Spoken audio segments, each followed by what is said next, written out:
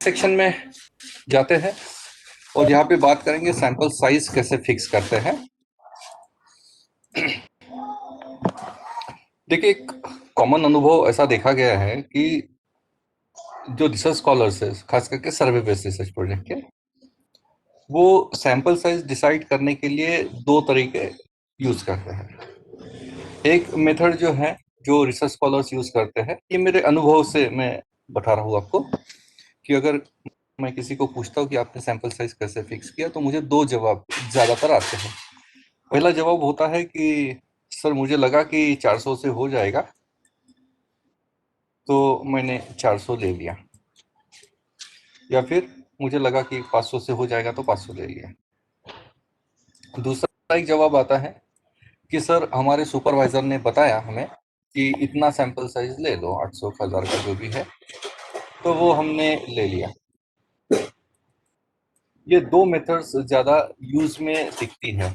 और पीएचडी का वाइवा जो आपका होगा, पीएचडी के 3 वाइवा होते हैं आपके। सबसे पहला जो होता है वो सिनॉप्सिस का वाइवा, जिसको हम लोग कहते हैं। दूसरा जो वाइवा है वो है आपका प्री सबमिशन वाइवा, और तीसरा जो वाइवा है वो होता है आपका फाइनल वाइवा। और ये तीनों वाइवा में एक क्वेश्चन आना तय है, वो है आपके सैम्पलिंग को लेके। इसके सिवा मैंने कहीं देखा नहीं है कि कोई वाइवा कंप्लीट हुआ है। तो सैम्पलिंग को लेके चर्चा कंपल्सरीली होती ही है ये तीनों वाइवा में। और उसमें एक चीज पूछी जाती है कि आपके सैंपल साइज को जस्टिफाई करिए। तो बहुत सारे रिसर्च स्कॉलर्स को इसका मतलब नहीं समझ में आता कि ये क्या कहना चाहते हैं, जस्टिफाई करना यानी क्या। तो जस्टिफाई करने का मतलब है कि आपने 400 लिया तो क्यों लिया, समझाइए। ये 400 का फिगर कहाँ से आया ये बताइए। और ये 400 ही क्यों, ये 300 क्यों नहीं, या फिर ये 500 क्यों नहीं है। आपने 400 का फिगर कहाँ से लाया है वो समझाइए। तो उस वक्त अगर आपने इफ सपोज मुझे लगा और मैंने ये 400 ले लिया, इस मेथड से अगर काम कर रहे हो तो आपके पास कोई लॉजिक नहीं है, कोई जस्टिफिकेशन नहीं है, तो आपके रिसर्च पे किंतु परंतु लगना शुरू हो जाता है कि क्या यार तुम अपनी मन से करते हो क्या। ऐसा फिर आपके इवैल्यूएटर जो है ना, वो आपस में बात करना शुरू कर देते हैं। ऐसे होता है कि अरे रिसर्च रे, अपनी मन से करते हो तुम, ये आया कहाँ से, ये ऐसी चर्चा। यानी क्या आपके वाइवा का रुख जो है वो किस तरफ जाएगा, ये ऐसे कुछ क्वेश्चंस डिसाइड करते हैं। और इन सवालों के जवाब नहीं है तो फिर आपका वाइवा बिगड़ना शुरू हो जाता है यहाँ से। और आपका वाइवा जो अच्छा खासा चल रहा था उसमें फिर ब्रेक लगना या फिर आपका कॉन्फिडेंस शेक होना, वो स्वाभाविक है। इसीलिए फिर सैंपल साइज डिटर्मिनेशन ये एक इम्पॉर्टेंट इशू माना जाता है सर्वे बेस्ड रिसर्च स्टडीज में। दूसरी मेथड जो हम लोग यूज कर रहे हैं वो सुपरवाइजर्स जजमेंट मेथड, जिसको हम लोग कहते हैं। मैं ये नहीं कह रहा हूँ ये मेथड गलत है। हाँ, हमारे सुपरवाइजर हमारे फील्ड के सीनियर लोग हैं, उन्होंने हमसे ज्यादा दुनिया देखी है। उन्होंने खुद ने हमारे ही फील्ड में पीएचडी की है। और उनके अंडर में आप छोड़ के बाकी भी रिसर्च स्कॉलर्स पीएचडी कर रहे हैं और उनको अनुभव अच्छा है। उनके अंडर बहुत सारे लोगों को शायद पीएचडी अवार्ड भी हो गई होगी, वो शायद किसी दूसरी यूनिवर्सिटीज में एक्सटर्नल एग्जामिनर करके पीएचडी का वाइवा लेने जाते भी होंगे। तो उन्होंने हमसे दुनिया ज्यादा देखी है, तो उनका एक अनुमान होता है कि उनके फील्ड में यानी हमारे फील्ड में क्या चल रहा है ये उनको मालूम होता है, बीइंग ए सीनियर फेलो। पर फिर भी तकलीफ वही है कि आप जस्टिफाई कैसे करोगे। आप ये तो बता नहीं सकते हो कि सुपरवाइजर ने बताया, ये ठीक है पीएचडी के थीसिस के लिए, पर जब रिसर्च पेपर लिखना है तो फिर क्या जस्टिफाई करेंगे आप। तो ये दोनों मेथड में ये बोल नहीं रहा हूँ गलत है, ये दोनों मेथड का किताबों में तो उल्लेख है। ये जो मेथड है कि मुझे लगा मैंने ले लिया, इसको आर्बिट्री मेथड कहा जाता है। और इसके डिसएडवांटेजेस है, क्योंकि आर्बिट्ररीली हो रहा है, बिना किसी लॉजिक के, बिना किसी कैलकुलेशंस के। कोई आप फॉर्मूला यूज नहीं कर रहे हो, क्या कोई सिस्टमैटिक मेथड फॉलो नहीं कर रहे हो, बस आप अंदाजे से काम कर रहे हो। और दूसरी मेथड, इसको सुपरवाइजर जजमेंट मेथड कहा जाता है।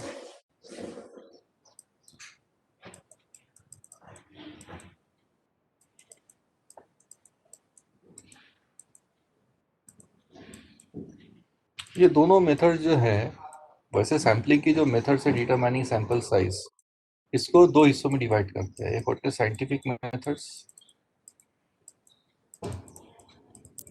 और दूसरे होते हैं अनसाइंटिफिक मेथड।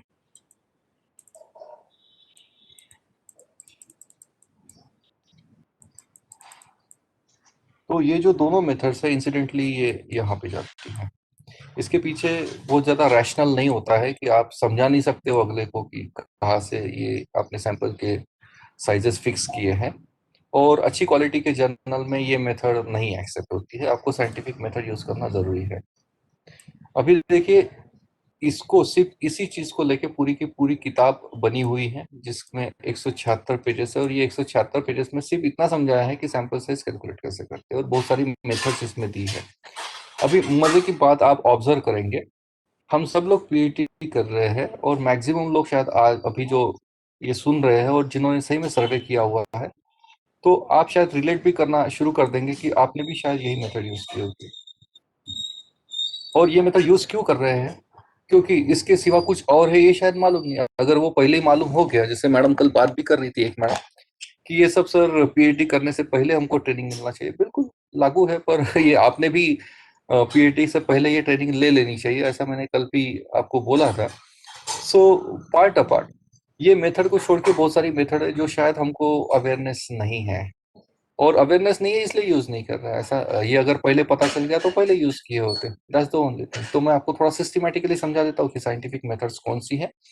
तो टोटल 7 से 8 मेथड की मैं बात कर रहा हूँ, उसमें से 2 मेथड जो आप यूज कर रहे हो इसको छोड़ देते हैं अभी डिस्कशन के लिए, और बाकी जो 6 मेथड्स है मैं एक एक करके आपको समझा रहा हूँ। पहली मेथड जो आर्बिट्री हमने बात की, दूसरा है सेंसस सर्वे, जो बहुत ज़्यादा फिजिबल नहीं लगती है मेथड, क्योंकि हर कोई ये मेथड करेगा इसकी कोई गारंटी नहीं। हाँ, ये मेथड कहाँ पे अप्लाई होती है? जब आपका टारगेट पॉपुलेशन की संख्या, सॉरी कैपिटल एन, आपके टारगेट पॉपुलेशन की संख्या अगर कम है, कम कम ऐसा कोई एक नंबर नहीं दिया गया है कि इसके नीचे अगर होगा तो, पर अंदाजे से मैं बता रहा हूँ कि 1000 से नीचे अगर आपका पॉपुलेशन का साइज है तो आपने सैंपल सर्वे करना नहीं चाहिए, सेंसस करना चाहिए। खास करके लाइब्रेरी साइंस में मैंने देखे हैं ये सेंसस सर्वे होते हैं। फिजिकल एजुकेशन एक ऐसा सब्जेक्ट डिसिप्लिन है कि जहाँ पे ये सेंसस सर्वे होते हैं, कि जैसे बास्केटबॉल प्लेयर का कोई सर्वे करना है, और ऐसे बास्केटबॉल प्लेयर जो हमारी रीजन से, विदर्भ रीजन से नेशनल लेवल तक पहुंचे हैं, तो ये ऐसे मिलना स्वाभाविक है, ये बहुत कम लोग होते हैं, तो फिर इनका सेंसस सर्वे फिजिबल है। आप अगर ग्रांटेड कॉलेज के लाइब्रेरियन का सर्वे करना चाहते हो तो बड़ा आसान काम है, क्योंकि लिमिटेड ग्रांटेड कॉलेजेस होते हैं, हर लाइब्रेरी में एक ही लाइब्रेरियन होता है, तो उस वक्त ये थोड़ा सा फिजिबल लगता है, पर सब लोग ये यूज नहीं करते, इसलिए इसलिए इसका मैं बहुत ज्यादा डिस्कशन भी नहीं कर रहा हूँ। बात करते हैं नेक्स्ट मेथड जो हम सब लोग यूज कर सकते हैं, वो है लिटरेचर रिव्यू मेथड। और मैं बार बार पहले दिन से बोल रहा हूँ कि लिटरेचर रिव्यू बहुत ज्यादा इंपॉर्टेंट एक्टिविटी है, और सैम्पलिंग के सेंस में भी ये यूज की जा सकती है। अभी जब आप लिटरेचर रिव्यू करोगे तो उस वक्त जैसे हम लोग शोध गंगा पे विजिट कर रहे हैं, तो वहां विजिट करने से पहले आपने थोड़ा सा ग्राउंड वर्क कर लेना चाहिए कि वहां पे जाके करना क्या है। तो अभी जैसे सैम्पलिंग को लेके हमको डिसीजन लेना है, तो आपने थोड़ा सा ग्राउंड वर्क ये कर लेना चाहिए कि वहां पे जाके सैम्पलिंग में एग्जैक्टली आप क्या चाहते हो। तो उसके लिए एक चार्ट आप बना सकते हो इस प्रकार का। ये टेंटेटिव चार्ट है, इसमें और भी डिटेल्स आप ऐड कर सकते हो, जैसे 1 2 3 4 नंबर ऑफ स्टडीज यहाँ पे आ जाएगी, बाद में कौन से रिसर्च स्कॉलर का पेपर या फिर थीसिस आपने रेफर किया है, कौन से यूनिवर्सिटी का है वो, या फिर कौन से ज्योग्राफिक एरिया में ये कंडक्ट किया गया है सर्वे, उसका उल्लेख, बाद में टाइटल ऑफ द टॉपिक, बाद में टारगेट पॉपुलेशन, यहाँ पे आप ईयर ऑफ पब्लिकेशन भी डाल सकते हो। जो भी आपको बिब्लियोमेट्रिक डिटेल्स चाहिए वो आप यहाँ पे डाल सकते हो। यहाँ पे आ जाएगा आपका सैंपल साइज। यानी यहाँ पे मैं बोल रहा हूँ कि अपना सैंपल साइज फिक्स करने से पहले ये जानने की कोशिश करिए कि हमारे फील्ड के जो दिग्गज लोग हैं उन्होंने कितना सैंपल साइज लिया है। गेटिंग में, मैं फिर से बोल रहा हूँ कि आपके पास अगर मेंटर नहीं है, कोई गाइड नहीं है, समझाने वाला नहीं है, तो लिटरेचर रिव्यू के पास जाइए, वो एक अच्छा मेंटर करके काम करता है।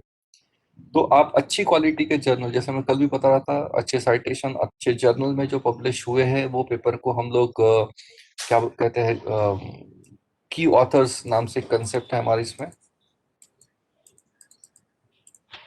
की ऑथर्स की हमारे फील्ड के टॉप 5 ऑथर्स हमको मालूम होने चाहिए, और उन्होंने जो काम किया हुआ है, उन्होंने कौन से सैंपल साइजेस पे काम किया है, ये अगर आपके पास इंफॉर्मेशन है, ये सैंपल साइज यहाँ पे आएंगे। स्टडी नंबर 1, टारगेट पॉपुलेशन क्या था, जो आपके, आप लिटरेचर रिव्यू किसका कर रहे हैं, तो आपके टॉपिक से मिलते जुलते प्रोजेक्ट पे ही करेंगे ना, तो ये फिगर्स आपके पास यहाँ पे आ जाते हैं। इफ सपोज आपने ये 25 का किया हुआ है, 25 लिटरेचर रिव्यू से आपने सैम्पलिंग के सैंपल साइजेस निकाले तो आपके पास 25 सैंपल साइजेस है। इसमें दो फिगर्स मार्क कर लेंगे आप, एक मिनिमम फिगर और एक मैक्सिमम फिगर। तो इससे आपको पता चल जाता है कि सैंपल साइज कौन से दायरे में घूम रहा है। इफ सपोज ये दायरा है मिनिमम 400 है और मैक्सिमम 1600 है, तो आप बोल सकते हो कि आपने जो सैंपल साइज लिया है 1200 का, ये कहाँ से आया। इफ सपोज तो आप बता देंगे कि सर ये 400 और 1600 रेंज है, 1600 में सिर्फ 5 स्टडीज है जो जिन्होंने किया है, और 1200 पे ये सपोज 10 स्टडीज ने किया है 25 में से। इसको हम लोग कहते हैं मोड, मोस्ट कॉमन ऑब्जर्वेशन। तो आप 1200 को जस्टिफाई कर सकते हो। इससे क्या होता है कि ये प्रतीत होता है कि आप कुछ तैयारी करके आए हो, आप हवे में बात नहीं कर रहे हो। जैसे आपने 400 लिया, कहाँ से आया सर, ऐसे ही ले लिया, तो बात क्या हो रही है, आप हवे में बात कर रहे हैं, आपकी तैयारी नहीं है, लेकिन वो नहीं, आपको अंडरस्टैंडिंग है इन सब चीजों का। तो ये चार्ट एटलीस्ट आपको इतना कॉन्फिडेंस तो दे देता है कि आप जो बात कर रहे हो किसी लॉजिक के साथ बात कर रहे हो कि सर 25 अच्छी क्वालिटी के पेपर्स मैंने ढूंढे, उसकी लिस्ट ये है। आप ना अपनी पावर पॉइंट स्लाइड में बफर स्लाइड्स मेंटेन करिए, जो थैंक यू के बाद की जो स्लाइड्स होती है ना उसको बफर कहते हैं। ये चार्ट बफर में डाल दीजिए, अगर चर्चा होती तो ये चार्ट दिखाइए इवैल्यूएटर को, क्योंकि उनके लिए भी शायद ये एक नई चीज होगी कि यार अच्छा ये भी एक मेथड है सैंपल साइज फिक्स करने की। तो उससे ना इवैल्यूएटर जो है वो चाहता है कि आप ऐसी कुछ बात करें जो उसको भी नहीं मालूम, तो फिर वो खुश होता रहता है और उसमें फिर 4 गलतियां माफ भी हो जाती हैं। और वाइवा अच्छा होना उसका मतलब क्या है, सुपरवाइजर को आपसे ऐसी, यानी आपके इवैल्यूएटर को आपसे ऐसी कुछ चीज पता चली है जो उसको भी शायद नहीं मालूम थी, या फिर बहुत कम लोगों को वो चीज मालूम रहती है और आप उसकी बात कर रहे हो, तो सुपर आपका इवैल्यूएटर जो एग्जामिनर जो है वो खुश हो जाता है। यानी तो यहाँ पे एक लॉजिक लेके हम लोग चल रहे हैं। यहाँ पे आपने प्रीवियस रिसर्च स्टडीज में क्या सैंपल साइजेस यूज किए गए, आप इसमें कॉन्फ़िगरेशन कर सकते हो कि आप सर्वे करते वक्त नेशनल लेवल, यानी लिटरेचर सर्वे बोल रहा हूँ मैं, आप 25 पेपर नेशनल लेवल के देख लो कि 25 पेपर में सैंपल साइज क्या चल रहा है इंडिया में। इंटरनेशनल लेवल पे चेक कर लो 20 एक पेपर। ओके, 20 एक पेपर, यहाँ पे आपको अंदाजा आ जाता है कि आपकी फील्ड में सैंपल साइजेस क्या लिए जाते हैं। फिर आप माइक्रो लेवल यानी नागपुर यूनिवर्सिटी में जहाँ से आप पीएचडी कर रहे हो, नागपुर यूनिवर्सिटी में आपके फील्ड, सपोज आप इकोनॉमिक्स के हैं तो इकोनॉमिक्स में क्या सैंपल साइजेस लिए, उसके 10 एक स्टडीज देख लो। तो यहाँ पे बात क्या हो रही है, आप पूरी तैयारी के साथ उतरे हो और आपके सैंपल साइजेस आपने हर लेवल पे चेक किए हुए हैं, और फिर आप इसका एक निचोड़ निकाल रहे हो कि this is my sample size, और उसके लिए you have got all the justification picture. So one of the important methods but lesser use because awareness नहीं है। और मैं मेरे ख्याल से 2012 से अपने यहाँ ये वर्कशॉप शुरू हुए प्री पीएचडी के, 12-13 से शायद। तो तब से मैंने बहुत सारे वर्कशॉप्स लिए ऑलरेडी अपने नागपुर यूनिवर्सिटी में ही, और ये बहुत सारे लोगों को अवेयरनेस करा दिया है, तो वो लोग यूज करना शुरू कर दिए। तो आप तो न्यू जनरेशन है अभी, तो मुझे लगता है कि बेटर मेथड है कि मुझे लगा, मैंने लिया ये मेथड से, तो मुझे ये थोड़ी सी लॉजिकल भी लगती है। उसके बाद और एक मेथड है जिसको कहते हैं रेडी रेकनर टेबल्स। ये कुछ टेबल्स आते हैं यहाँ से, या इसमें दो इंफॉर्मेशन होती है जनरली, एक आपका पॉपुलेशन साइज, उसके बाद कॉन्फिडेंस लेवल और आपका एरर की मार्जिन। और ये रेडी रेकनर टेबल है, ये जो है बार्टलेट का टेबल है। ओके, इसमें पॉपुलेशन साइज आपके पास अंदाजे से भी फिगर है कि आपका पॉपुलेशन साइज क्या है। इफ सपोज आपका पॉपुलेशन का साइज 1 लाख है, अंदाजे से अगर आपको मालूम है कि 1 लाख है, आप कॉन्फिडेंस लेवल, जैसे हम लोग 95% पे ही काम करते हैं, तो ये वाला टेबल तो देखना ही नहीं है, ये 99 वाला है। और मार्जिन ऑफ एरर ये आपको सेट करनी होती है, और जनरली हम लोग सर्वे बेस्ड रिसर्च प्रोजेक्ट में 3 से 5% के बीच में कहीं पे तो भी लेते हैं। एरर जो है 3 से 5% के बीच में कहीं पे तो भी। तो यहाँ पे आप देख रहे हो 2.5%, 3.5%, सपोज मैं 3.5% कंसिडर कर रहा हूँ, तो मेरा सैंपल साइज ये आ जाता है 778। अभी ये कहाँ से आया, इसका जस्टिफिकेशन आपके पास है, आप रेफरेंस दे देंगे, आप आपके पीपीटी में ये चार्ट डाल देंगे कि ये बार्टलेट के टेबल से, आप जैसे मैं हाईलाइट कर रहा हूँ वैसे हाईलाइट करके दिखा दीजिए एग्जामिनर को कि ये ऐसे आया है सर। तो उसमें फिर कोई किंतु परंतु नहीं होती, कोई बहसबाजी नहीं होगी, because you have got all the justification with you. और कुछ टेबल्स है, ये ग्लेन का टेबल है 1992 का। इसमें फिर से फंडा वही है, आपका पॉपुलेशन का साइज कैपिटल एन की फिगर आपके पास होनी चाहिए, और यहाँ पे है आपका कॉन्फिडेंस लेवल 95% पे चार्ट बना हुआ है, और एरर 5%, 10%, तो चेक कर लीजिए। 5% पे अगर काम करना है तो 1 लाख के लिए 400 का आ रहा है। उसके बाद ये क्रेस्की एंड मॉर्गन का टेबल है, ये भी बड़ा पॉपुलर टेबल है। तो इसमें भी आप देख सकते हो कैपिटल एन और सैंपल साइज, यानी ये एक्चुअली आपका पॉपुलेशन का साइज और सैंपल साइज है। ये एस की जगह स्मॉल एन होना चाहिए, पर ये यहाँ पे इन्होंने एस यूज किया है पार्ट अपार्ट। और आपको ये अगर अंदाजा है पॉपुलेशन साइज का, तो सैंपल साइज डायरेक्टली मिल जाता है यहाँ पे। तो यहाँ पे शायद ये 10 लाख दिख रहा है। हाँ, 10 लाख के लिए 384 का सैंपल साइज रिकमेंड किया है इन्होंने। ये विलियम जिकमन की किताब है एक, उसमें ये टेबल मिल जाएगा आपको। तो ऐसे कुछ रेडी रेकनर चार्ट्स आते हैं जो आप यूज कर सकते हो। उसके बाद है सैंपल साइज कैलकुलेटर्स। ये भी एक नई चीज है जो आप यूज कर सकते हो। मैं थोड़ा सा डेमोन्स्ट्रेशन दे देता हूँ एक।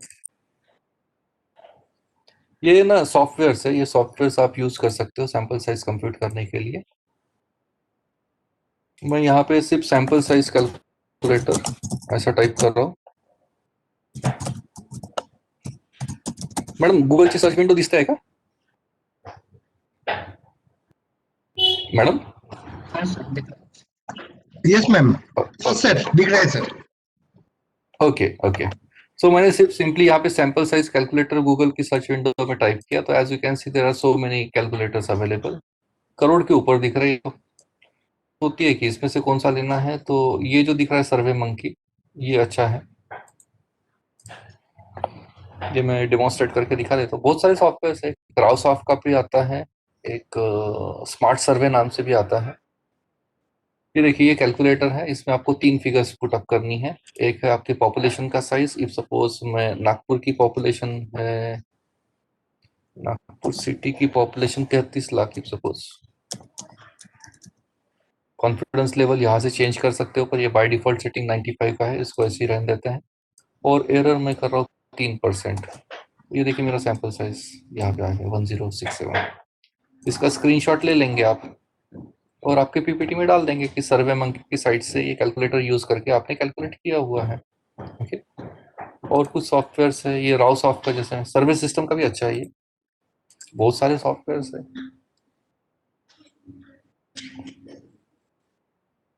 ये एक है सर्वे सिस्टम का। यहाँ पे आप सैंपल साइज, यहाँ पे कॉन्फिडेंस लेवल 95%, कॉन्फिडेंस इंटरवल यानी वही एरर 3%, पॉपुलेशन का साइज इफ सपोज मैं डाल रहा हूँ 1 लाख, और देन कैलकुलेट, ये आया 1056। Got it. इसका स्क्रीनशॉट ले लेंगे। ये हो गया सर्वे सिस्टम। सर्वे सिस्टम का एक मैं रियल लाइफ एग्जांपल बता रहा हूँ। एक कॉलेज में मैं वाइवा लेने गया था, हमारे एमबीए के स्टूडेंट्स का वाइवा था, और वो बंदे ने कुछ ऐसा ही अटपटा फिगर डाला था, 384 था शायद। तो आई वॉज सो अगस्त, मैंने उसको बोला कि बेटा, तेरे वाइवा में मैं सिर्फ एक ही क्वेश्चन तेरे को पूछूंगा, ये सैंपल साइज कैसे आया, इसका अगर जस्टिफिकेशन दे दिया तो तेरा वाइवा खत्म और मार्क्स पूरे दे दूंगा। ये कहाँ से आया समझा? तो उसने बोला सर मैंने सर्वे सिस्टम सॉफ्टवेयर यूज किया। तो बोला यार तेरे पास मोबाइल है अभी? हाँ सर। बोले है, इंटरनेट चालू है? बोले सर है। तो बोला एक काम कर, तूने जो फिगर्स डाले वो डाल उसमें, और मुझे 384 निकाल के दिखा। और सही में वो बंदे ने हार्डली 1 मिनट के अंदर ये सब कर लिया था। एंड आई वाज सो अगस्त कि स्टूडेंट्स को ये लेवल तक मालूम है और पीएचडी स्कॉलर्स को ये नहीं मालूम, तो थोड़ा सा अचरज सा लगता है। तो ये मुझे लगता है कि ये वो बंदे ने शायद कहीं ना कहीं से ट्रेनिंग लिया होगा, नो डाउट अबाउट इट, और या शायद उसको इसी में करियर करना होगा इसलिए। पर वो स्टूडेंट होने के बाद उसको मालूम है that was the most glaring thing of this particular episode, part apart. इसमें बाकी सॉफ्टवेयर्स भी है, जिसमें एक उल्लेख मैं रावसॉफ्ट का करूंगा। ये अच्छा सॉफ्टवेयर, ये करके देख लीजिए। बहुत सारे सॉफ्टवेयर है, यही फिर से यहाँ पे पूरा एक्सप्लेनेशन दिया है, इसलिए मैं रावसॉफ्ट बोल रहा था आपको। ये पूरा एक्सप्लेनेशन दिया है हर चीज का, यहाँ पे कैलकुलेट करके दिया है, ये आप चेंज करते रहिए। ये फिगर 50% ही लेते हैं। पॉपुलेशन का साइज मैं 1 लाख कर देता हूँ। ये नीचे बढ़ रहा है देखो अपने आप। एरर में 3% कर रहा हूँ। ये देखिए ये 965 आ गया है। Okay. So this way we can calculate our sample size. One of the contemporary methods you can say. और एक है जो साइंस वाले बहुत ज्यादा यूज करते हैं। एक मिनट में देखता हूँ, मेरे पास है ऑब्वियसली, कहाँ है मैं देखता हूँ। जी पावर नाम से एक सॉफ्टवेयर आता है, और ओपन ईपीआई नाम से भी एक सॉफ्टवेयर है जो साइंस वाले यूज करते हैं सैंपल साइज के लिए। मैं थोड़ा स्क्रीन शेयर कर देता हूँ, और थोड़ा सा टाइम कम है इसलिए मैं ठीक से डेमोन्स्ट्रेशन नहीं दे पाऊंगा इसका, पर मैं आपको दिखा देता हूँ। ये बहुत ही इंपॉर्टेंट सॉफ्टवेयर है जो डाउनलोडेबल फॉर्मेट में फ्री ऑफ कॉस्ट है। चेक करिए थोड़ा सा, आपको जी पावर का सॉफ्टवेयर दिख रहा है क्या मेरा? ये जी पावर का होम पेज है। Yes sir. तो साइंस वाले थोड़ा सा नोट कर लेंगे इसको, कि आप एनिमल स्टडीज, प्लांट स्टडीज जो करते हो ना, उसमें आपको ये सॉफ्टवेयर आप यूज कर सकते हैं, जी पावर। इसके लिए थोड़ा सा इनपुट की जरूरत है। ये ऐसे अभी जो ऑनलाइन सॉफ्टवेयर मैंने यूज किया उसकी जैसा है नहीं है ये, इसको थोड़ा सा ट्रेनिंग की जरूरत है। आपको ये टेस्ट फैमिली सिलेक्ट करनी होती है। मैं फिर से वही मैसेज दूंगा कि begin with and in mind. आपको मालूम है कि कौन सी टेस्ट परफॉर्म करनी है, तो उस टेस्ट की नीड को ध्यान में रखते हुए सैंपल साइज कैलकुलेट करके देता है हमको। ये टी टेस्ट है, और यहाँ पे एक बार चेक कर लेते हैं ना। ये देखिए, ये बाय डिफॉल्ट सेटिंग जो है वो मैंने वैसे ही रखी। 95% हम लोग कॉन्फिडेंस एरर यानी पावर लेते हैं, इसको 80.8 भी यूज कर सकते हैं। Let me check. हाँ, ये आ रहा है। और यहाँ पे ना नंबर ऑफ ग्रुप्स आपके, कि रैट की स्पीसीज की मैं बात कर रहा था, वो नंबर ऑफ ग्रुप्स भी आप यहाँ पे सिलेक्ट कर सकते हो, और सैंपल साइज कैलकुलेट हो जाता है। यहाँ पे 64 का सैंपल साइज आया है यानी, और इसका ग्रुप में डिवीजन होता है। तो थोड़ा सा यूट्यूब पे वीडियोस फॉलो कर लेंगे। टाइम थोड़ा कम है, अदरवाइज इसको सिस्टमैटिकली पूरा 1.5 घंटा लगता है ये समझाने के लिए। और साइंस वाले, ये जैसे मेरे पास हाल ही में एक बंदे का फोन आया था, उसने विले में पेपर सबमिट किया था। फार्मेसी का बंदा था वो, और विले में उसने सबमिशन किया था पेपर का, अच्छी क्वालिटी का पेपर था। पर वही रिवीजन में उसको वही रिमार्क आया था कि try to justify your sample size by using some methods. और उन्होंने स्पेसिफिकली बोला था कि आप जी पावर या फिर ओपन ईपीआई नाम से जो सॉफ्टवेयर है वो यूज करके आप कैलकुलेट करके दिखाइए। तो वो बंदे को समझाने की क्या बोल रहे थे, उसने मुझे फोन किया, तो मैं बोला यार मेरे पास तो है जी पावर, आप आपका पूरा डेटा भेज दीजिए, और आपकी जो सिनॉप्सिस है वो भेज दीजिए, मैं करके दे देता हूँ आपको। तो फिर वो हो गया उसका बाद में फिर accept. So part apart this softwares are there. Okay, और इसका थोड़ा सर कुछ पूछ सा ट्रेनिंग की जरूरत है इसकी। सकता हूँ क्या? Sir, Avinash sir. हाँ सर, पूछिए ना। अब मैं ये पूछना चाह रहा था, ये जो सैंपल साइज का कैलकुलेशन हो जाएगा, या जो भी साइंटिफिक मेथड या जो भी टूल अभी हम लोग यूज कर रहे हैं सॉफ्ट, हम्म, हाँ, तो क्या कैलकुलेशन हो जाएगा? कैलकुलेशन तो आपकी आंखों के सामने ही है सर। क्वेश्चन क्या है सर आपका, अविनाश सर? आप बेस लिया और बेस से वेरिएशन है 100 से अधिक होना चाहिए, मुझे जच नहीं रहा है, ऐसा लग रहा है मुझे। तो वैसे केस में क्या करना चाहिए? क्या हम लोग उस कैलकुलेशन के बाद भी सैंपल साइज, क्योंकि ट्रू रिप्रेजेंटेशन का कुछ प्रॉब्लम दिख रहा है, तो मैं उसका सैंपल साइज थोड़ा और बढ़ा सकता हूँ या नहीं बढ़ा सकता? हाँ, वो मैं एड्रेस कर रहा हूँ सर। मैं एड्रेस कर रहा हूँ, इसका क्या करते हैं। जैसे आप देखेंगे, मैं अलग अलग सॉफ्टवेयर यूज कर रहा हूँ, अलग अलग मेथड्स यूज कर रहा हूँ। जैसे लिटरेचर रिव्यू से सैंपल साइज कुछ और आ रहा है, उसी स्टडी के लिए जब कैलकुलेटर यूज कर रहा हूँ तो सैंपल साइज कुछ और आ रहा है। तो इसमें से कौन सा लेना है वो मैं बात कर ही रहा हूँ सर अभी, एक दो मिनट में। पहले ये सब मेथड समझा देता हूँ आपको, और फिर उसकी बात करते हैं। तो कैलकुलेटर का मैंने जैसे बताया, ऑनलाइन सॉफ्टवेयर से ये यूज कर सकते हो आप। ये सर्वे मंकी की मैंने बात की, उसके बाद सर्वे सिस्टम भी मैंने करके दिखाया डेमोस्ट्रेशन आपको। बाद में स्मार्ट सर्वे नाम से एक सॉफ्टवेयर है, इसके और वो सर्वे मंकी के रिजल्ट्स थे। ये सर्वे मंकी का सॉफ्टवेयर है। सुमन सर कुछ पूछना चाहते हैं? नहीं, सॉरी, अच्छा बाय मिस्टेक। अच्छा, थोड़ा म्यूट कर लीजिए। ये स्मार्ट सर्वे का सॉफ्टवेयर है, ये बिल्कुल सर्वे मंकी जैसा ही काम करता है। 1056 वहां पे भी आया था हमारा ये। बाद में मैकर है, ये डाउनलोड कर सकते हो आप। ये डाउनलोडेबल फॉर्म में अवेलेबल है, ये फ्री डाउनलोड है, यहाँ पे दिख रहा है आपको। तो यहाँ से आप डाउनलोड कर सकते हो इसको।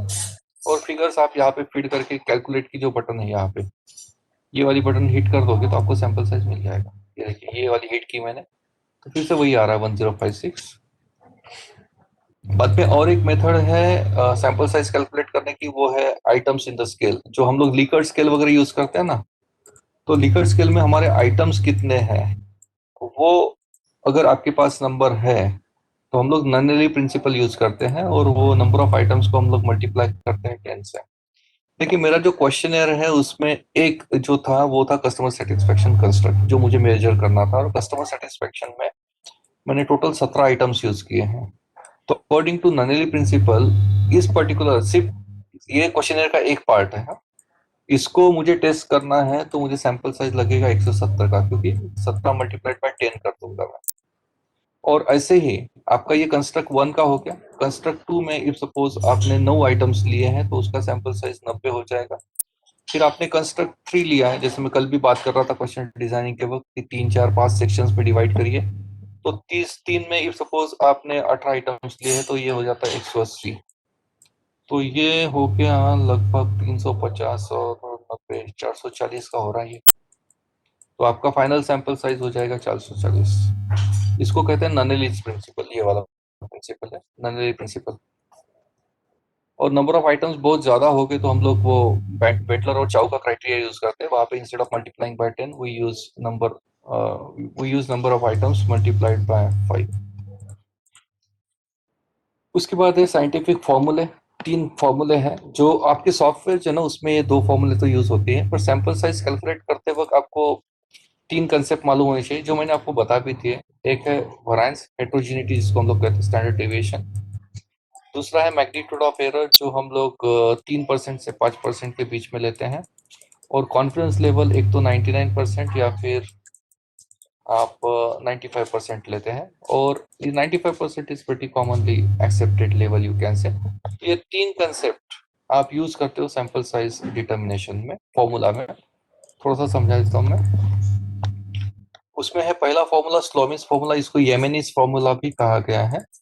येमिनी, ये बता देता हूँ मैं फॉर्मूला क्या है।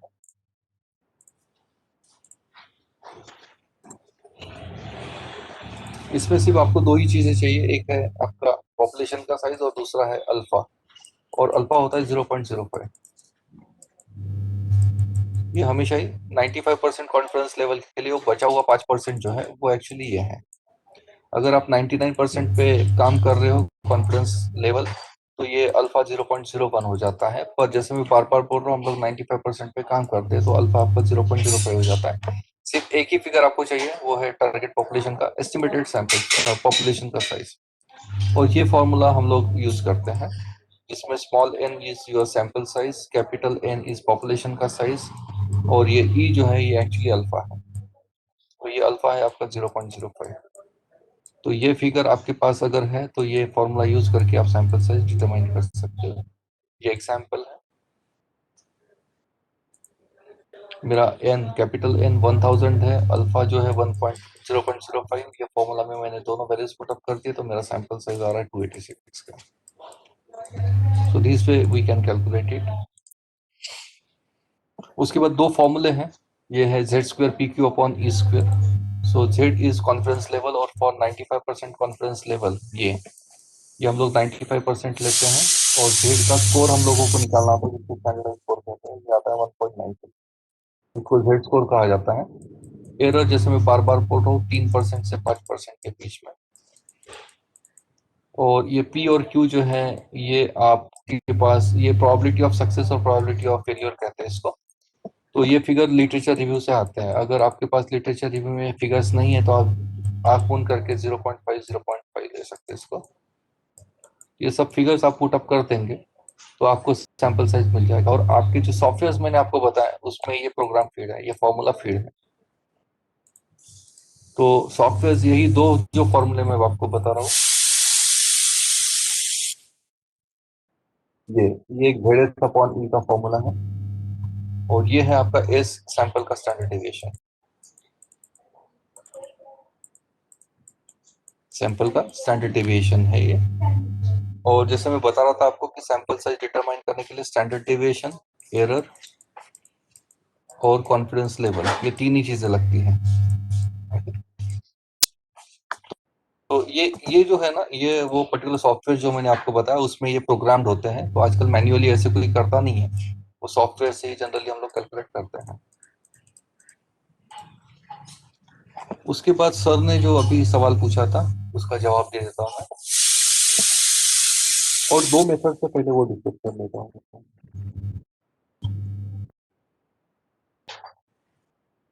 देखिए, सैंपल साइज जस्टिफाई करने के 2 तरीके हैं।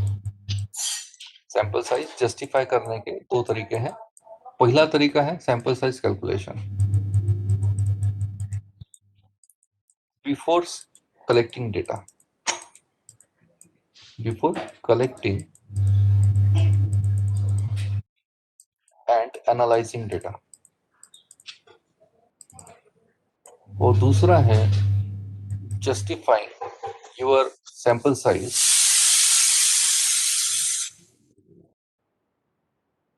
after analysis। आप 300, 400, 500 जो भी आपको लग रहा है वो ले लीजिए, एनालिसिस कर लीजिए और उसके बाद फिर जस्टिफाई करेंगे। तो इसमें एक केएमओ नाम से मेजर आता है, वो हम लोग कैलकुलेट करते हैं एसपीएसएस से। अभी टाइम नहीं है, नहीं तो मैंने करके दिखा दिया होता। ये एसपीएसएस से केएमओ नाम से एक मेजर है, ये हम लोग कैलकुलेट करते हैं। And this KMO should be greater than 0.6 या फिर 0.7 कुछ किताबों में लिखा है, तो आपका सैंपल साइज जस्टिफाई हो जाता है। इसको कहते हैं सैंपल एडिक्वेसी, कि आपका सैंपल साइज एडिक्वेट है, ये आप प्रूव कर रहे हो, सैंपल एडिक्वेसी। और ये है बिफोर कैलकुलेशन आपको। तो बिफोर वाली मेथड मैंने आपको समझा दी, अभी ये समझा रहा हूँ। और उससे पहले, यहाँ पे जाने से पहले मैं ये बता देता हूँ कि आपने अलग अलग मेथड से जो सैंपल साइजेस निकाले हैं उसमें से आप कोई भी 3 मेथड्स यूज कर सकते हैं। कि जैसे एलआर से आपका सैंपल साइज कितना आया है वो बता दीजिए, जो भी सपोज 1000। उसके बाद सॉफ्टवेयर से आपने जो कैलकुलेट किया है वो कितना आया है, सपोज सॉफ्टवेयर ने आपको कैलकुलेट करके दिया है, सपोज 784 एक आंकड़ा होता है वो। और आपके सुपरवाइजर ने सपोज बताया आपको,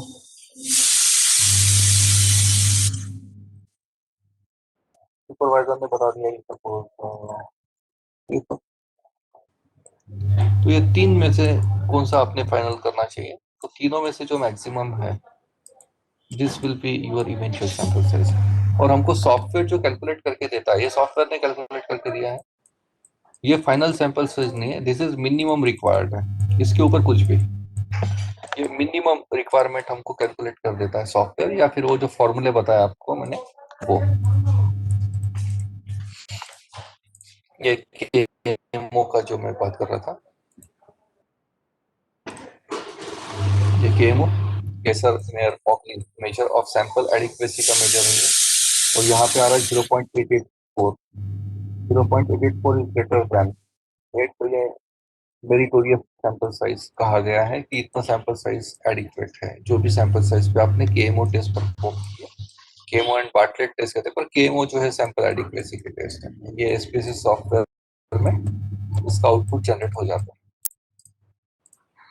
अभी हम लोग नेक्स्ट सेक्शन में जा रहे हैं, वो है types of sampling. So sampling के टाइप्स को 2 ब्रॉड हिस्सों में डिवाइड किया जाता है, प्रोबेबिलिटी सैम्पलिंग और non probability sampling. Probability sampling को रैंडम सैम्पलिंग भी कहते हैं और इसको नॉन रैंडम कहते हैं।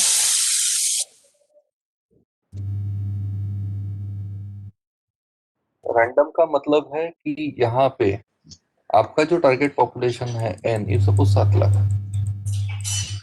और आपका सैंपल साइज है 500 का,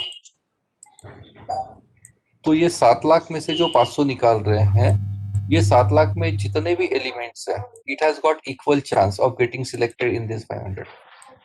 means each and every individual in your defined population has got a fair chance of getting selected in your sample in random sampling।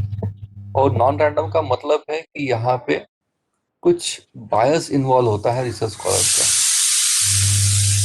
या कोई डिस्क्रिप्शन यूज करता है रिसर्च स्कॉलर जब वो सैंपल का चयन करता है, इसलिए इसको नॉन प्रोबेबिलिटी सैम्पलिंग कहा गया है। प्रोबेबिलिटी सैम्पलिंग की 4 मेथड्स है। जिसमें पहली मेथड है सिंपल रैंडम सैम्पलिंग, दूसरी है सिस्टमैटिक, तीसरी है स्ट्रेटिफाइड, फिर क्लस्टर, उसके बाद convenience sampling, judgement sampling, quota sampling और स्नोबॉल सैम्पलिंग। ये 8 मेथड्स एक एक करके मैं अभी आपको समझा रहा हूँ। यहाँ से शुरुआत कर रहे हैं सिंपल रैंडम सैम्पलिंग से। सिंपल रैंडम सैम्पलिंग में फिर से 2 मेथड्स है, जैसे आप देख रहे हैं स्क्रीन पे। पहली मेथड है आपकी लॉटरी सिस्टम मेथड और दूसरी है आपकी टिपेट्स रैंडम नंबर टेबल मेथड। ये थोड़ी सी आउटडेटेड मानी जाती है। टिपेट्स नाम से एक स्टैटिस्टिशियन थे, उन्होंने एक टेबल बनाया था रैंडम नंबर का, जो यूज करते थे पहले के जमाने में सिंपल रैंडम सैम्पलिंग करने के लिए। और ये जो मेथड, ये आपको मालूम है कि यहाँ पे आप एक बाउल लेते हो, आपके पास सैम्पलिंग फ्रेम है, आपका टारगेट पॉपुलेशन फाइनाइट है, तो फिर आप जो नंबर ऑफ आपके जो एलिमेंट्स हैं इन टारगेट पॉपुलेशन, इनकी चिट्ठियां आप बना लेंगे और ये बाउल में डाल देंगे। ओके, और ये बाउल में से जो रिक्वायर्ड ड्रॉज है वो आप निकालना शुरू कर दोगे। This is what is called as lottery system. पर ये जो मेथड है ये रिस्पोंडेंट के सिलेक्शन के लिए सही नहीं मानी जाती है। कि जैसे फार्मर्स का सर्वे है, तो फिर वहां पे नंबर ऑफ फार्मर्स 1 लाख है सपोज, तो क्या आप 1 लाख चिट्ठियां बनाओगे? नो वे। बहुत बार तो क्या है, आपके पास ये लिस्ट भी अवेलेबल नहीं होती फार्मर की, 1 लाख कौन है, कहाँ पे है, कौन से हैं, यानी कि पॉपुलेशन फाइनाइट नहीं है।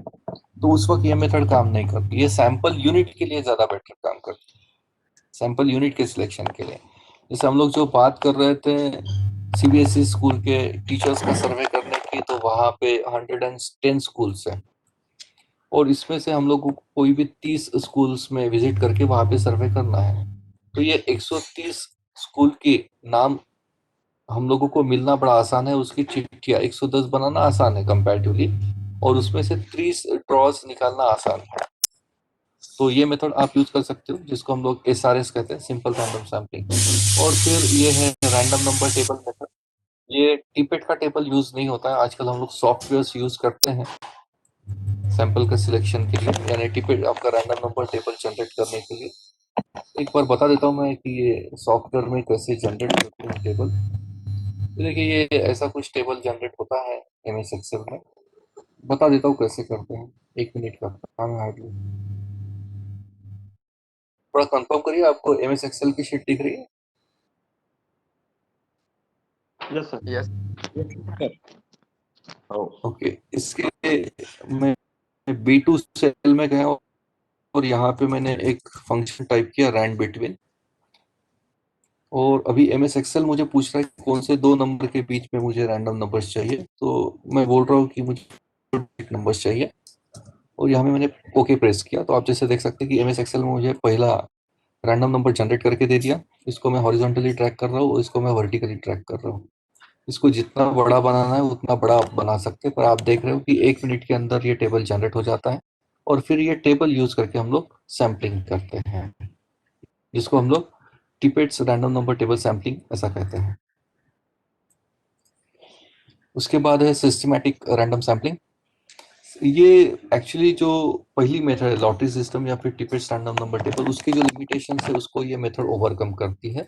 उसमें क्या होता है आपके लॉटरी सिस्टम में कि हो सकता है कि आपका रिप्रेजेंटेशन ना हो टारगेट पॉपुलेशन का, जो भी ड्रॉ निकल रहे हैं एक सीमित दायरे में निकल रहे हैं। ओके, और बहुत सारा टारगेट पॉपुलेशन जो है वो इग्नोर किया गया है, सपोज गलती से हो गया, क्योंकि एक पर्टिकुलर पट्टे में ही आपके सैंपल्स निकल रहे हैं रैंडम नंबर। जो जो चिट्ठी आई हो सकता है कि वो एक ही जगह क्लस्टर्ड हो, तो उसकी वजह से आपका टारगेट पॉपुलेशन का रिप्रेजेंटेशन ठीक से हो नहीं रहा है और आपका जो सैंपल है रिप्रेजेंटेटिव नहीं हो रहा है। तो ये प्रॉब्लम के लिए हम लोग सिस्टमैटिक रैंडम सैम्पलिंग यूज करते हैं। इसकी रिक्वायरमेंट ये है कि आपके पास सैम्पलिंग फ्रेम होनी चाहिए, आपके पास लिस्ट होनी चाहिए टारगेट पॉपुलेशन की, और आपके पास दूसरी इंफॉर्मेशन ये होनी चाहिए कि आपका सैंपल साइज क्या है। ठीक है, आपके पास कैपिटल एन क्या है ये मालूम होना चाहिए। उसके बाद वो कौन कौन लोग हैं ये मालूम होना चाहिए, जिसको हम लोग सैम्पलिंग फ्रेम कहते हैं। और उसके बाद आपका सैंपल साइज कितना है वो आपको मालूम होना चाहिए। इसके बाद हम लोग, इफ सपोज हमारा एन है, एक एग्जांपल से बता देता हूँ आपको, ये वाला एग्जांपल। ये देखिए 1 2 3 4, अगर मैं इसको लेबल करता हूँ तो ये जाता है 30 तक, यानी मेरा कैपिटल एन हो गया यहाँ पे 30। मुझे ये 30 में से सैंपल निकालना है 10 का, तो मेरा स्मॉल एन हो गया 10। अभी ये 2 यूज करके मैं निकालूंगा सैंपल इन इंटरवल जिसका फॉर्मूला है K is equal to small k is equal to population size upon sample size. तो ये आ रहा है 30 डिवाइडेड बाय सैंपल साइज है 10, तो ये k की वैल्यू आ रही है हमारी 3। अभी मैं एक बाउल लूंगा, इसमें 3 चिट्ठियां डालूंगा 1 2 और 3, और इसमें से कोई भी एक ड्रॉ में निकाल लूंगा अच्छे से मिक्स करके। इफ सपोज ये चिट्ठी पे मैं पढ़ रहा हूँ कि कौन सा नंबर है, इफ सपोज ये आया है 2, इसको हम लोग कहते हैं सैंपल इंटरवल स्मॉल k। इसके लिए अभी आपकी जो सैम्पलिंग फ्रेम है 1 2 3 4 5 6 अप टू 30, इसमें अभी जो लॉटरी सिस्टम से निकला है वो है 2 नंबर। तो ये मेरा पहला सैंपल हो गया। और इसके बाद मैं एवरी केथ आइटम निकाल रहा हूँ। केथ आइटम का मतलब है यहाँ पे थर्ड आइटम। सो मैं इसको छोड़ दूंगा 1 2 और 3, 1 2 और 3, हर तीसरा आइटम मैं मेरे सैंपल पे ले रहा हूँ। अभी इसकी वजह से क्या हो रहा है, आपका सैंपल आपका टारगेट पॉपुलेशन का पूरा रिप्रेजेंटेटिवनेस यहाँ पे आ रहा है। हर एक स्पेसिफिक इंटरवल पे आप सैंपल ले रहे हो, हर तीसरा सैंपल आप ले रहे हो, so as to cover the entire target population. हर पट्टे से, हर हिस्से से आप सैंपल निकाल रहे हो। हाल ही में मैं कहीं पे एक वर्कशॉप ले रहा था, और वो लड़की जो थी वो शायद एनवायरमेंटल साइंसेस की ही थी कि क्या, उसको ना फॉरेस्ट में जो पेड़ लगे रहते हैं उनके कुछ सैंपल्स कलेक्ट करने थे। तो उसने मुझे पूछा, ये जब सुना उसने तो मुझे बताया, सर ये हमारे फॉरेस्ट में तो बड़े काम की चीज़ है सर। बोलिए हम लोग ये सैंपल इंटरवल निकाल सकते हैं, हमको मालूम होता है कि पेड़ कितने हैं और कितने सैंपल लेने हैं। तो ऑब्वियसली एक सीमित इंटरवल पे हम लोग हर 10वां पेड़, हर 12वां पेड़, इस तरीके से सैंपल्स ले सकते हैं। तो बोला it is totally up to you madam, ये थ्योरी है, ये सिर्फ इस भाषा में अगर समझ में आ जाएगी तो इसका रिलीवेंस तो है आपके रिसर्च प्रोजेक्ट में। You just start relating it with you. ये देखिए एक रेसिडेंशियल सर्वे मुझे करना है जहाँ पे लेआउट ऑलरेडी बना होता है। लेआउट में प्लॉट नंबर्स बने हुए हैं, और ये प्लॉट है 100, इफ सपोज 1 से लेके 100 तक प्लॉट नंबर्स पड़े हुए हैं, और मुझे यहाँ से 100 में से 20 का सैंपल लेना है। तो मेरा के हो गया 5, 100 divided by K is equal to 100 divided by 5, sorry 100 divided by 20, ये हो गया 5। मैंने 5 चिट्ठियाँ ये बाउल पे डाल दी, ओके, और इसमें से कोई एक चिट्ठी निकाली, वो आई सपोज 4 नंबर की। तो ये मेरा पहला सैंपल। और उसके बाद फिर every fifth item, 4 + 5 is 9, 9 + 5 is 14, and 14 + 5 is 19, and likewise.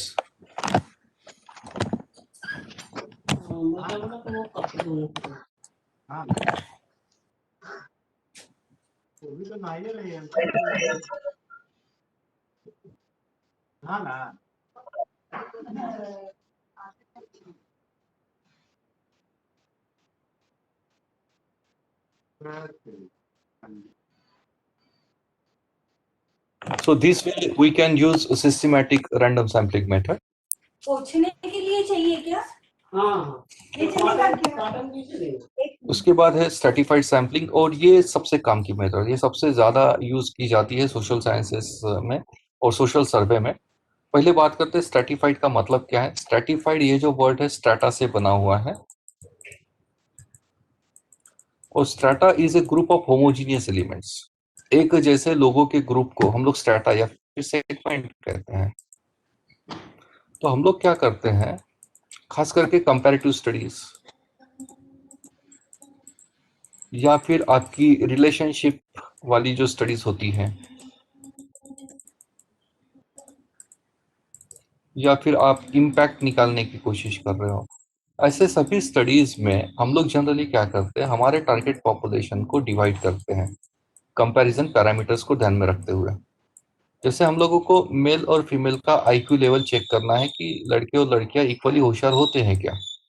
तो यहाँ पे मैं क्या करूंगा, मेरे टारगेट पॉपुलेशन के 2 टुकड़े बनाऊंगा, मेल फीमेल। आपका सैंपल साइज इफ सपोज 1000 का है, तो आप क्या कर रहे हो, 500 आप मेल के सैंपल ले रहे हो, 500 फीमेल के ले रहे हो। तो ये जो ग्रुपिंग आपने किया हुआ है, आपके ऑब्जेक्टिव्स को ध्यान में रखते हुए कि आपको जेंडर वाइज कंपैरिजन करना है, इसलिए आपने ऐसा ब्रेकअप किया। इफ सपोज आपको इनकम वाइज कंपैरिजन करना है, age group wise, education wise, marital status wise अगर कंपैरिजन करना है, तो हम लोग क्या करते हैं, टारगेट पॉपुलेशन के ग्रुप्स फॉर्म करते हैं। और ये छोटे ग्रुप्स को ही हम लोग स्ट्रेटा कहते हैं. And the process that we follow for grouping our target population into homogeneous subgroups, that process is considered as stratification. Anyway, और ये जनरली हम लोग ऐसा करते ही है कंपैरेटिव स्टडी और रिलेशनशिप स्टडीज में.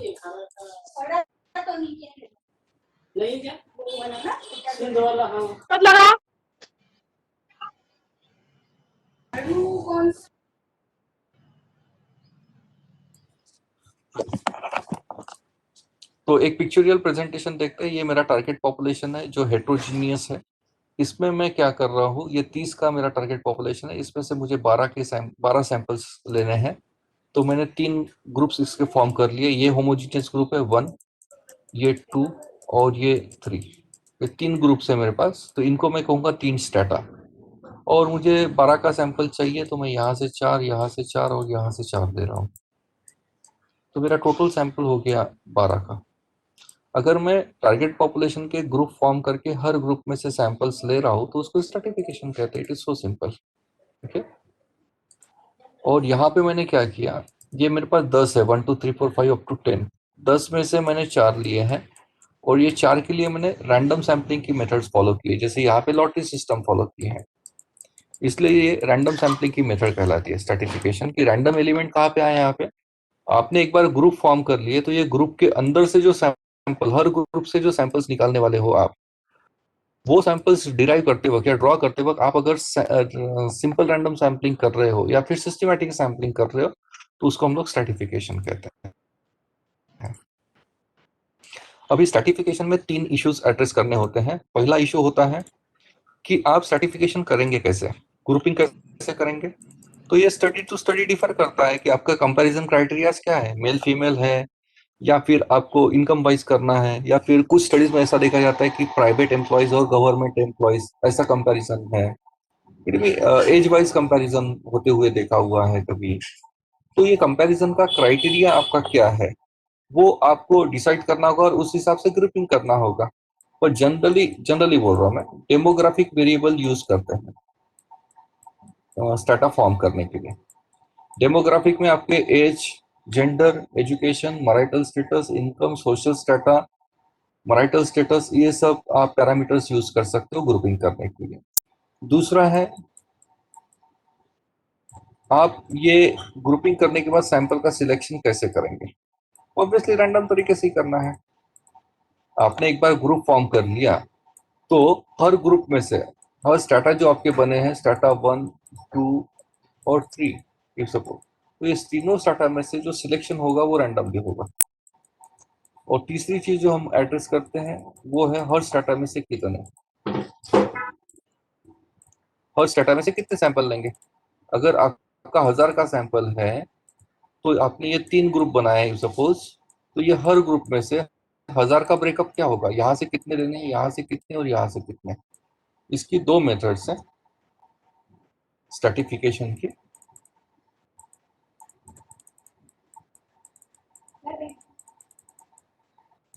ये मेथड है प्रोपोर्शनल और डिस्प्रोपोर्शनल.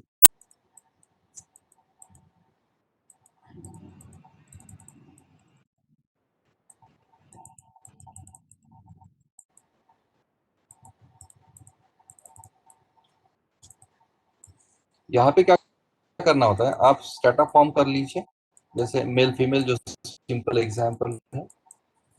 फिर आप क्या करेंगे, टारगेट पॉपुलेशन जो है उसमें मेल फीमेल कंपोजिशन क्या है वो चेक करेंगे.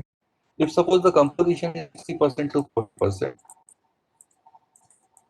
और आपका sample size n is equal to 1000 का है, तो आप ब्रेकअप क्या करेंगे, मेल का 60% यानी 1000 का 60% आप मेल के 600 सैंपल्स देंगे जिसको हम लोग n1 कहेंगे.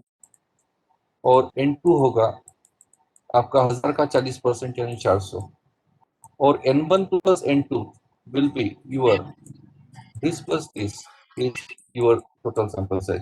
तो प्रोपोर्शनल में हम लोग ये करें. डिस्प्रोपोर्शनल में क्या होगा, आपने स्टेटा बना लिए, फिर से वही मेल फीमेल, आपने कंपोजिशन चेक नहीं किया तो आपको मालूम ही नहीं, या फिर 60-40% है पर आप क्या कर रहे हो, ये प्रोपोर्शन फॉलो नहीं कर रहे हो, आप इक्वल डिस्ट्रीब्यूशन कर रहे हो. सपोज 500-500 ये तो हो गया 50-50% और n इज इक्वल टू आपका आ गया 1000।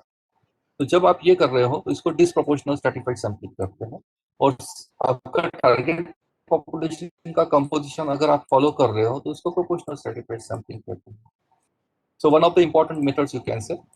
उसके बाद आता है आपका क्लस्टर सैंपलिंग। क्लस्टरिंग में क्या होता है कि ये क्लस्टरिंग ग्रुपिंग ही है। आप टारगेट पॉपुलेशन के ग्रुप्स ही बना रहे हो। TP is divided into groups, headache पूरा है। Group 1 group 2 likewise. मैसेज बाकी participants kindly mute yourself. Okay, पर ये जो है क्लस्टरिंग ये ग्रुपिंग ही है, पर ये नेचुरल ग्रुपिंग होता है। ये नेचुरली ऑकर्ड ग्रुप्स होते हैं और यहाँ पे जनरली बोल रहा हूँ मैं, हम लोग टारगेट पॉपुलेशन को जियोग्राफिक एरिया वाइज डिवाइड करते हैं। जैसे आपको विदर्भ में सर्वे करना है तो Vidarbha will be divided into 11 district places as you know, 1 2 3 up to 11। तो हर district will be considered as your cluster. ये नेशनल ग्रुपिंग होता है और हर डिस्ट्रिक्ट से फिर आप सैंपल निकालोगे कि आपने टाइटल में ही लिखा है कि ये सर्वे इनका कंडक्ट किया जाएगा और कहाँ पे, तो विदर्भ में। तो विदर्भ का आप ज्योग्राफिक पॉकेट का आप ग्रुपिंग कर रहे हो so that you can derive samples from all the different geographic pockets so as to make your sample representative। n is equal to 1000 है तो यहाँ पे आप हर डिस्ट्रिक्ट प्लेसेस में से सैंपल्स निकाल रहे हो so as to make your sample representative। तो this is what the clustering is. और यहाँ पे एरिया सैम्पलिंग इसलिए इसको कहा जाता है क्योंकि क्लस्टरिंग में एरिया कंसिडर करके ग्रुपिंग किया जाता है। उसके बाद आते हैं हम लोग नॉन प्रोबेबिलिटी सैम्पलिंग की 4 मेथड्स पे। वीकली समझा देता हूं। पहली मेथड है कन्वीनियंस सैम्पलिंग।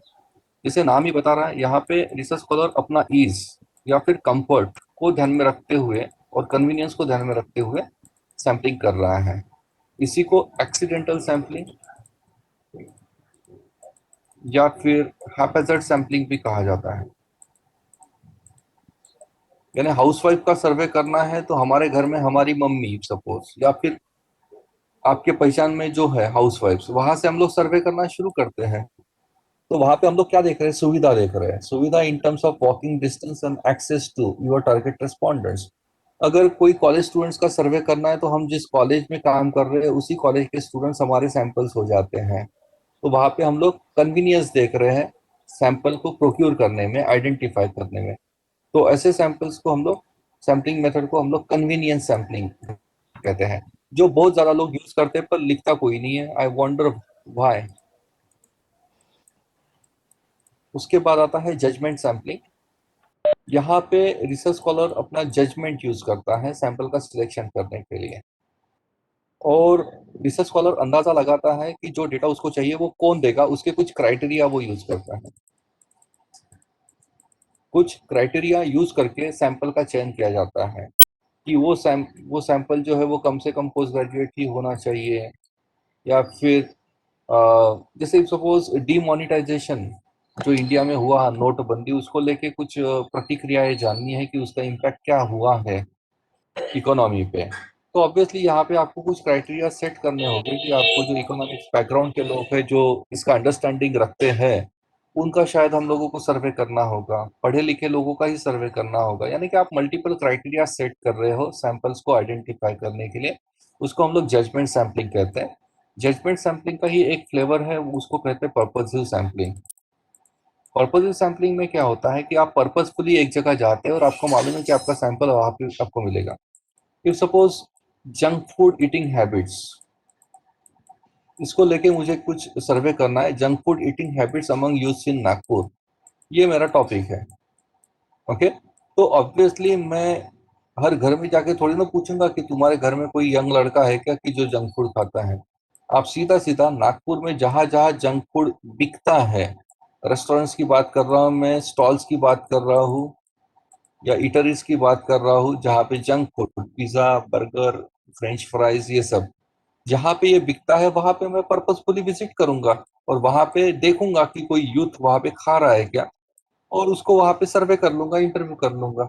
में तो यहाँ पे मैंने पर्पजफुली वहां पे विजिट किया, खास करके पेशेंट्स के जो सर्वे हैं, डायबिटिक पेशेंट्स के सर्वे, आप डायबिटिक क्लिनिक में जो वेटिंग रूम में बैठा है उसका सर्वे करेंगे ना, तो आप पर्पजफुली वहां पे विजिट कर रहे हो कि आपका सैंपल वहां पे आपको मिलेगा। जैसे रिसर्च स्कॉलर का सर्वे करना है तो हम लोग ऑब्वियसली एकेडमिक स्टाफ कॉलेज पे जो प्री पीएचडी कोर्स वर्क चलता है वहां पे पर्पजफुली विजिट करेंगे, क्योंकि आपको मालूम है कि रिसर्च स्कॉलर्स वहां पे मिल जाएंगे, आपको 50 एक साथ मिल जाते हैं, वहां पे आप सर्वे कर लोगे। तो this is what is called as purposive sampling. जैसे गवर्नमेंट एम्प्लॉयज का सर्वे है तो आप हर घर में जाके थोड़ी पूछेंगे तुम्हारे घर में कोई ऐसा है क्या कि जो गवर्नमेंट जॉब में है, आप सीधा सीधा गवर्नमेंट ऑफिसर्स को लोकेट करेंगे, वहां पे जाएंगे, वहां पे सर्वे कर लेंगे स्टाफ का। तो पर्पजफुली आप जब विजिट कर रहे हो किसी प्लेस को तो उसको हम लोग पर्पसिव सैम्पलिंग कहते हैं। उसके बाद है कोटा सैम्पलिंग। कोटा सैम्पलिंग और स्ट्रेटिफाइड सैम्पलिंग एक ही है कंसेप्चुअली।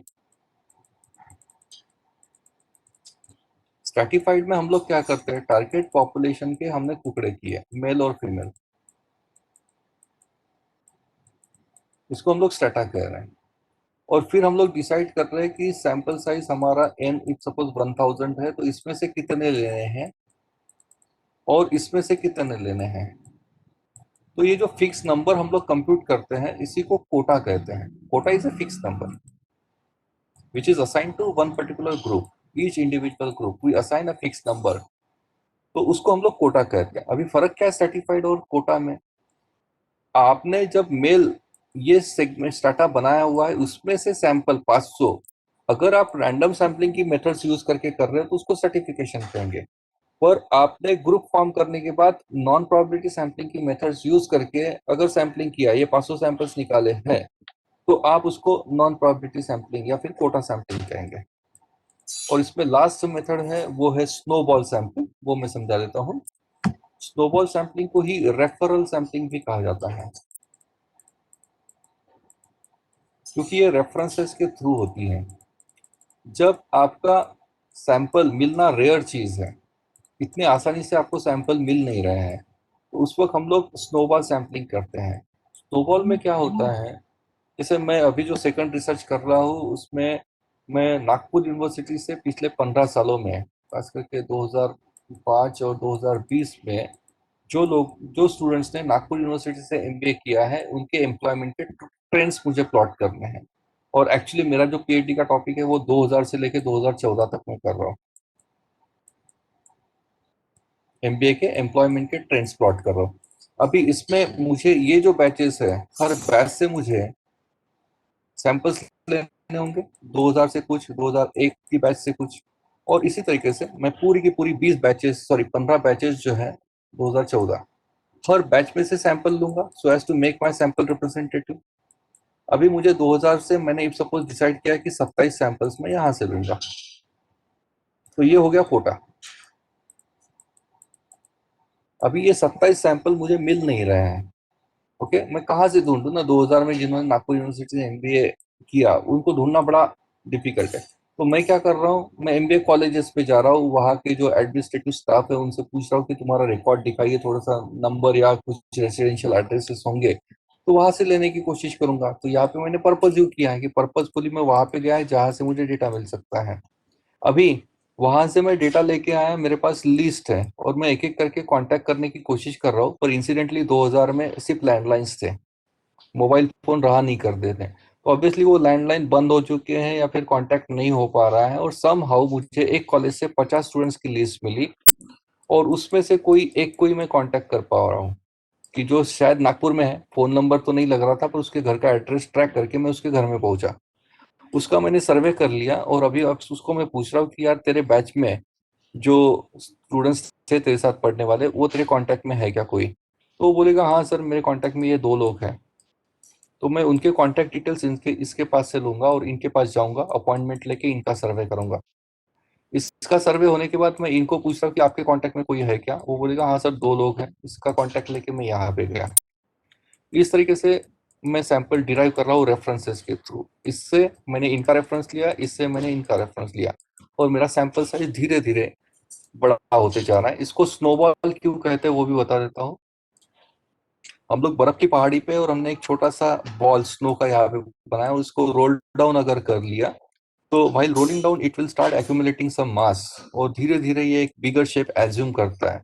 और स्नोबॉल सैम्पलिंग में हम लोग यही करते हैं, एक सैंपल से शुरुआत करते हैं और रेफरेंसेस ले लेके हमारा सैंपल साइज धीरे धीरे बड़ा होता है और इसीलिए इसको स्नोबॉल सैम्पलिंग भी कहते हैं। तो यहाँ पे आज का मेरा सेशन जो है वो कंप्लीट हो जाता है। आपको कुछ क्वेश्चंस होंगे तो आप पूछ सकते हैं।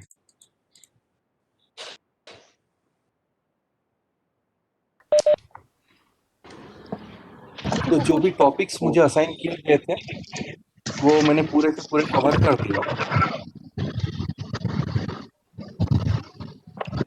हेलो So,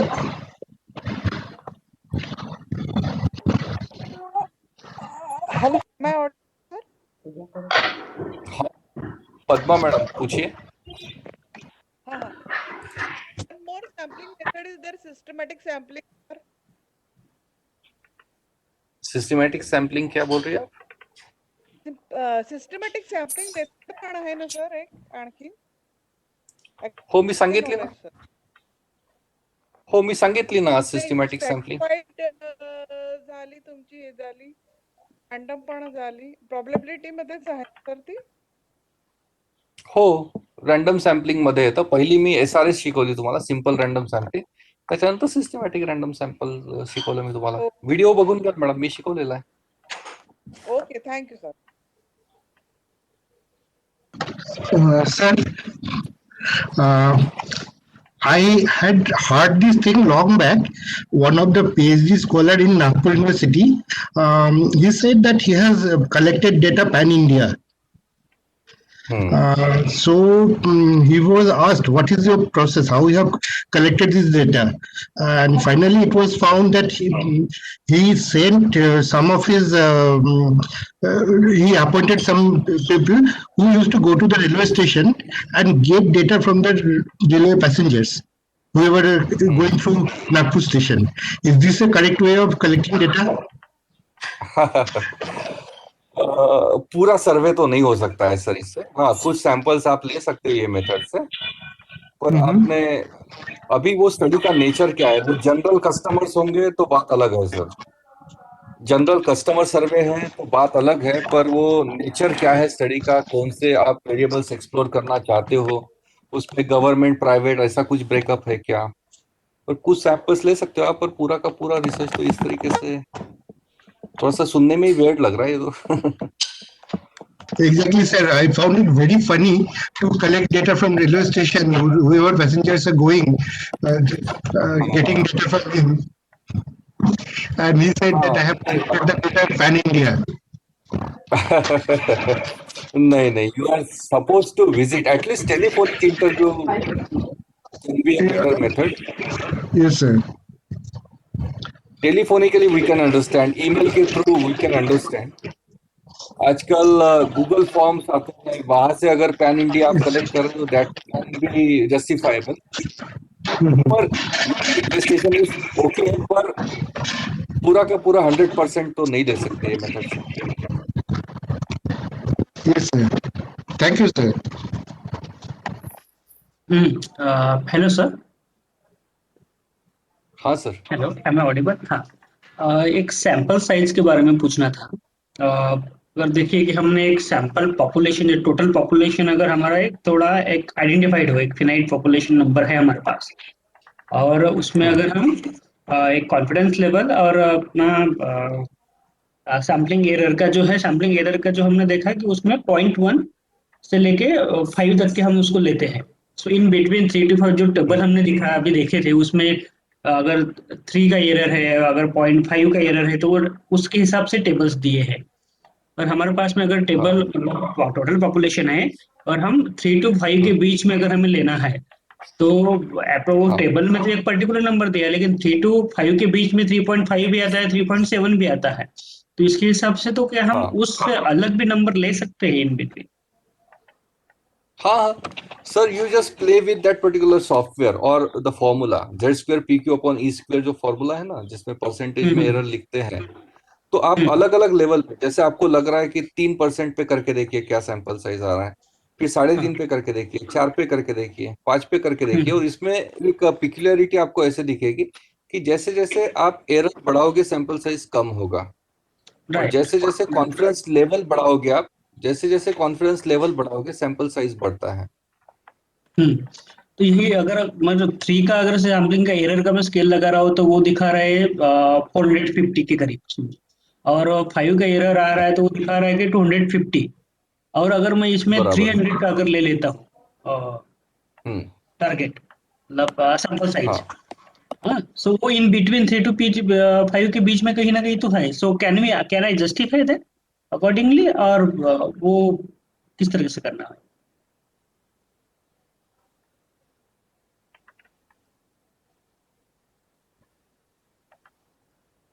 सर मैं कुछ मतलब समझा पाया, राइटली पूछ पाया नहीं पाया, किस तरीके से मतलब है? अच्छा, मैं ये बता रहा था सर कि 3% एरर का टॉलरेंस, 3 से 5% is quite accepted for PhD research thesis as far as my knowledge goes. और जैसे आपने बताया कि 3% पे आपका कुछ 480 ऐसा कुछ बताया आपने, हाँ तो हाँ ये एक मेथड हो गई। और सॉफ्टवेयर से जो सैंपल साइज आता है that is minimum required, you can't operate below that particular number, but you can go beyond that number. और आप लिटरेचर सर्वे भी कर लीजिए सर, उससे अंदाजा आ जाता है। And accordingly you calculate sample size by using at least 3 methods, 3 method से कंप्यूट कर लीजिए, और उसमें सबसे ज्यादा जो आ रहा है सैंपल साइज आपका, उसके ऊपर ऑपरेट करना कभी भी रिकमेंडेड है। ओके। सर हॅलो सर, हाँ मैडम। समजा मला स्टॅटिस्टिकल सॉफ्टवेअरच्या संबंधित वर्कशॉप आहे, तर करायचं असेल तर? हो, होत असतात ना मॅडम, होत असतात. माझा वर्कशॉप म्हणताय का तुम्ही? हा हो, होत असतात मॅडम. माझा हा नंबर इथे स्क्रीनवर दिसतोय तुम्हाला, हा व्हॉट्सअप नंबरही आहे माझा. याच्यावर ज्याला कोणाला ओके. इंटरेस्ट असेल माझे वर्कशॉप अटेंड करायचं, त्यांनी मला एक व्हाट्सएप करून द्या कि I am interested in attending your courses, तो वो मेरे डेटाबेस में मैं फीड कर लेता हूँ, और जब कभी भी फ्यूचर में प्रोग्राम लॉन्च होंगे तो आपको अपने आप एक व्हाट्सएप के थ्रू मैसेज आ जाएगा इंटीमेशन का कि ये प्रोग्राम चल रहा है। If you wish to join you can always join it. Okay, thank you sir.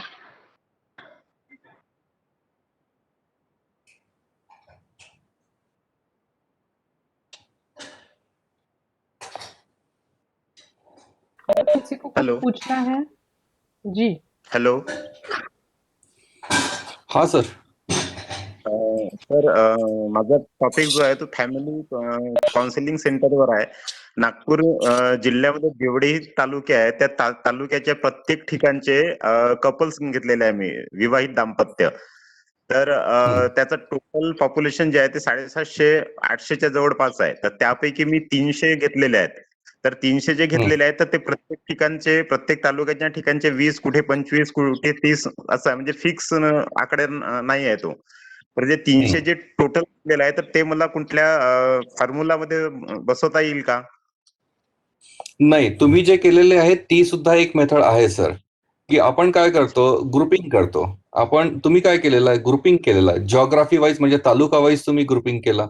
त्याच्यानंतर हा. तुम्ही कपल वाईज काही क्रायटेरिया सेट केले असतील की हे कपल्स आपण या पर्टिक्युलर तालुक्यातनं घ्यायचे.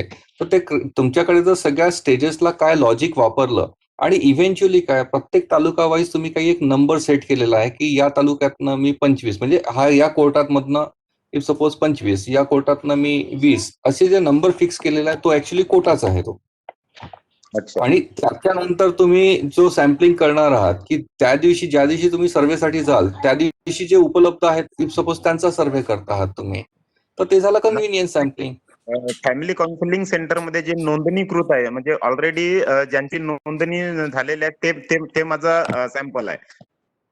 हा, करेक्ट. तर हे पर्पजिव्ह सॅम्पलिंग झालं सर. तुम्ही पर्पजफुली, आणि ती जी लिस्ट म्हणताय तुम्ही that will be considered as your sampling frame. तर इथे मल्टिपल सॅम्पलिंगचे जे ऍस्पेक्ट्स आहे ते अप्लाय होतात आहे. याला ना ऍक्च्युली मल्टी स्टेज सॅम्पलिंग सुद्धा म्हणतात. आणि इव्हेंच्युअली जो तुमचा नंबर येणार आहे की जो काही, जसं तुम्ही 300 हा आकडा सांगितला, आणि त्याचा जो ब्रेकअप आहे तुमचा 25, 25, 30, 20 असे काही घेतलेले आहेत तुम्ही, फक्त तुम्हाला एकच करायचं आहे, हे नंबर जे घेतलेले आहे प्रत्येक ग्रुपचे जे नंबर, इथनं 25 का घेतले, इथनं 20च का घेतले, त्याचं जर जस्टिफिकेशन असेल तुमच्याकडे तर मग तुमचं सॅम्पलिंग अगदी योग्य आहे. अच्छा अच्छा. बरं ते काय सांगता येईल मला की 55 पैकी 25 तुम्ही घेतलेले आहेत तर त्याला काय म्हणता येईल? सर लिटरेचर रिव्ह्यू करायचा.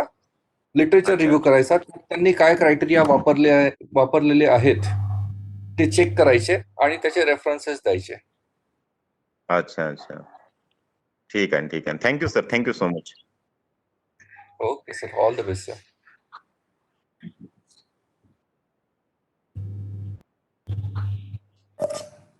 Good afternoon sir. सर मेरा पॉलीमर साइंस में मेरा रिसर्च है और मुझे ये पूछना था, जनरली सर हम लोग सैंपल जो है लैब में सिंथेसाइज करते हैं, तो मुझे ये पूछना था सर, जो आप लैब में जो सैंपल जो सिंथेसाइज कर रहे हैं वो कन्वीनियंस सैंपल का एग्जांपल है क्या? आपकी वॉइस थोड़ी ब्रेक हो रही थी तो मैं कुछ इनपुट्स मिस कर गया शायद. आप रिपीट करेंगे प्लीज क्वेश्चन? हाँ सर बिल्कुल सर.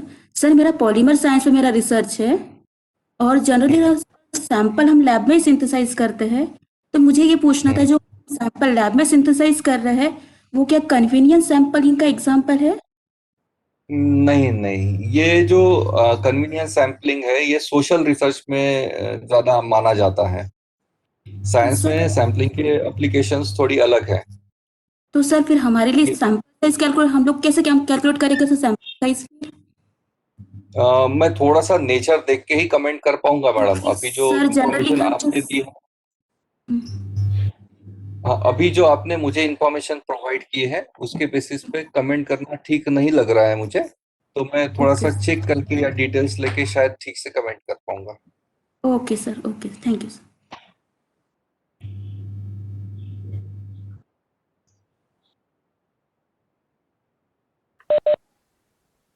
हो गए सारे क्वेश्चंस?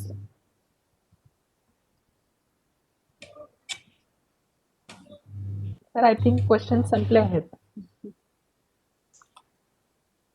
ओके मॅडम, थांबायचं मग? हो सर.